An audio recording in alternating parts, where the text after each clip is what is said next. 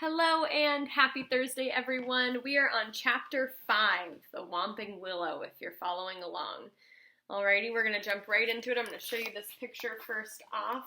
There isn't a picture on the next page either. It's just text. So this is all we have to go off of for a little bit. The end of the summer holidays came far too quickly for Harry's liking. He was looking forward to getting back to Hogwarts, but his month at the Burrow had been the happiest of his life. It was difficult not to feel jealous of Ron when he thought of the Dursleys and the sort of welcome that he could expect next time he turned up in Privet Drive. On their last evening, Mrs. Weasley conjured up a sumptuous dinner which included all of Harry's favorite things, ending with a mouth-watering treacle pudding. Treacle's like, I actually Googled it before reading. It's kind of like a molassesy syrup.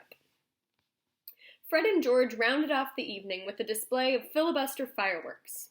They filled the kitchen with red and blue stars that bounced from the ceiling to the wall for at least half an hour. Then it was time for a last mug of hot chocolate and bed. It took a long while to get started the next morning. They were up at cockcrow, but somehow they still had a great deal to do. Miss Weasley dashed about in a bad mood looking for spare socks and quills. People kept colliding on the stairs, half dressed with bits of toast in their hands, and Mr. Weasley nearly broke his neck tripping over a stray chicken as he crossed the yard carrying Ginny's trunk to the car. Harry couldn't see how 8 people, 6 large trunks, 2 owls, and a rat were going to fit into one small Ford Anglia. He had reckoned, of course, without the special features that Mr. Weasley had added. "Not a word to Molly," he whispered to Harry as he opened the boot, which is the trunk of the car, and showed him how he had been magically expanding it so that the trunks could fit easily. When at last they were all in the car, Mrs. Weasley glanced into the back seat, where Harry, Ron, Fred, George, and Percy were all sitting comfortably side by side, and said, "Muggles do know more than we give them credit for, don't they?" She and Ginny got into the front seat, which had been stretched so that it resembled a park bench. I mean, you'd never know it was this roomy from the outside, would you? Mr. Weasley started up the engine, and they trundled out of the yard, Harry turning back for a last look at the house. He barely had time to wonder if he'd seen it again when they were back. If he would see it again when they were back. George had forgotten his box of filibuster fireworks. 5 minutes after that, they skidded to a halt in the yard so that Fred could run for his broomstick. They had almost reached the motorway when Ginny shrieked that she'd left her diary behind. By the time she had clambered back into the car, they were running very late, and tempers were running high. Mr. Weasley glanced at his watch, and then at his wife. "Molly, dear." "No, Arthur." "No one would see. This little button here is an invisibility booster that I installed. That'll get us up in the air, then we'll fly above the clouds. We'd be there in 10 minutes, and no one would be any the wiser." "I said no, Arthur, not in broad daylight." They reached King's Cross at 11:15. Mr. Weasley dashed across the road to get to trolleys for their trunks, and they all hurried into the station. Harry had caught the Hogwarts Express the previous year. The tricky bit was getting onto platform 9 3/4, which wasn't visible to the Muggle eye. What you had to do was walk through the solid barrier dividing platforms 9 and 10. It didn't hurt, but it had to be done carefully so that none of the Muggles noticed you vanishing. "Percy first," said Mrs. Weasley, looking nervously at the clock overhead, which showed that they only had 5 minutes to disappear casually through the barrier. Percy strode briskly forward and vanished. Mr. Weasley went next, and Fred and George followed. "I'll take Ginny, and you two come right after us," Mrs. Weasley told Harry and Ron, grabbing Ginny's hand and setting off. In the blink of an eye, they were gone. "Let's go together. We've only got a minute," Ron said to Harry. Harry made sure that Hedwig's cage was safely wedged on top of his trunk and wheeled his trolley out to face the barrier. He felt perfectly confident. This wasn't nearly as uncomfortable as using Floo powder. Both of them bent low over the handle of their trolleys, and walked purposefully toward the barrier, gathering up speed. A few feet away from it, they broke into a run, and crash! Both trolleys hit the barrier and bounced backwards. Ron's trunk fell off with a loud thump. Harry was knocked off of his feet, and Hedwig's cage bounced onto the shiny floor and she rolled away, shrieking indignantly. People all around them stared, and a guard nearby yelled, "What in blazes do you think you're doing?" "Lost control of the trolley," Harry gasped, clutching his ribs as he got up. Ron ran to pick up Hedwig, who was causing such a scene that there was a lot of muttering about cruelty to animals from the surrounding crowd. "Why can't we get through?" Harry hissed to Ron. "I don't know." Ron looked wildly around. A dozen curious people were still watching them. "We're going to miss the train," Ron whispered. "I don't understand why the gate sealed itself." Harry looked up at the giant clock with a sickening feeling in the pit of his stomach. 10 seconds. 9 seconds. He wheeled his trolley forward cautiously until it was right against the barrier and pushed with all his might. The metal remained solid.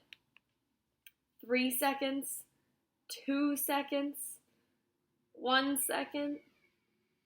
"It's gone," said Ron, sounding stunned. "The train's left. What if Mom and Dad can't get back through to us? Have you got any Muggle money?" Harry gave a hollow laugh. "The Dursleys haven't given me pocket money for about 6 years. Ron pressed his ear to the cold barrier. "I can't hear a thing," he said tensely. "What are we going to do? I don't know how long it'll take Mom and Dad to get back to us." They looked around.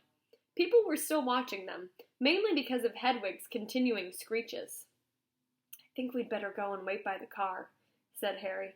"We're attracting too much "Harry!" said Ron with his eyes gleaming. "The car!"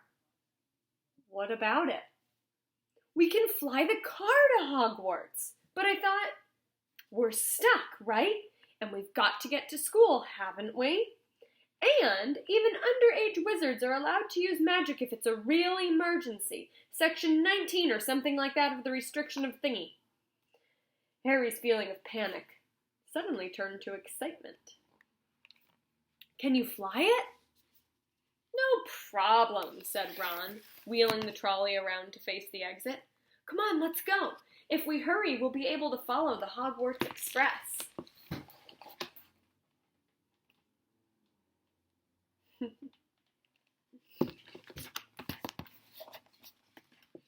And they marched off through the crowd of curious muggles, out of the station and back onto the side road where the old Ford Anglia was parked. I think it's called an Anglia. I'm kind of guessing on that, guys.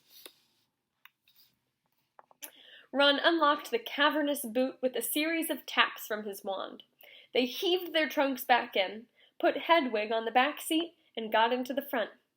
"Check and make sure no one's watching," said Ron, starting the ignition with another tap of his wand. Harry stuck his head out the window.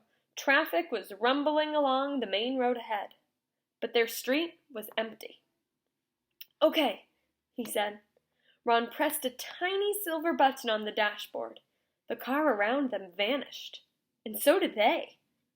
Harry could feel the seat vibrating beneath him, hearing the engine, feel his hands on his knees and his glasses in his nose, but for all he could see, he had become a pair of eyeballs, floating a few feet above the ground in a dingy street full of parked cars.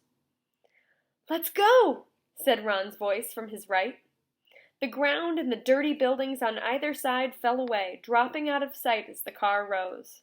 In seconds, the whole of London lay smoking and glittering below them.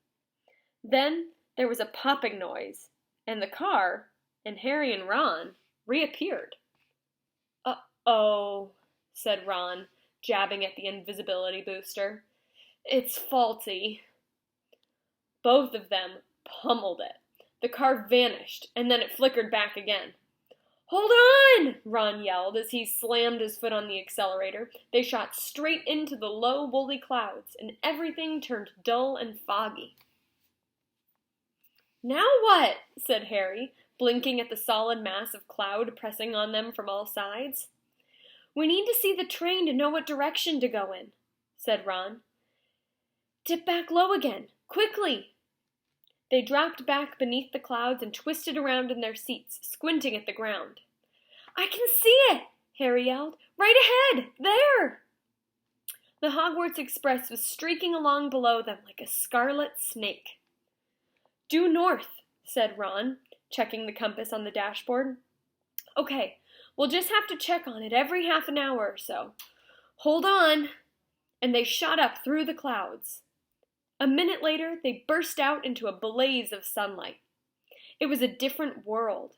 The wheels of the car skimmed the sea of a fluffy cloud, the sky a bright, endless blue under the blinding white sun. "All we've got to worry about now are airplanes," said Ron.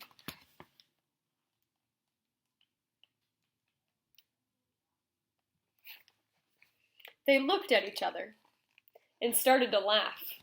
For a long time, they couldn't stop. It was as though they had been plunged into a fabulous dream. This, thought Harry, was surely the only way to travel.